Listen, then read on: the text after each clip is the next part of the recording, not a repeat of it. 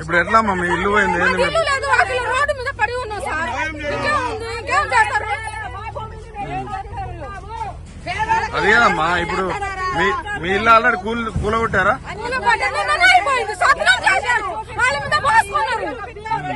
మరి ఇప్పుడు ఎట్లా ఇల్లు? సార్ అమ్మ నాన్న ఇచ్చిన ఒక కుంట భూమి ఉంటే అక్కడ ఇల్లు కట్టలేక టౌన్ పోయి బతుకుదామని చెప్పి మేము అక్కడ ఉన్నది కూడా అమ్ముకున్నాం సార్. అక్కడ అమ్ముకొచ్చుకొని మేము రేకులు, పైపులు, స్తంభాలు తీసుకొచ్చి మేము వేస్తే సార్ మొత్తం ధ్వంసం చేశారు. ధ్వంసం చేశారు. ఏంటమ్మా?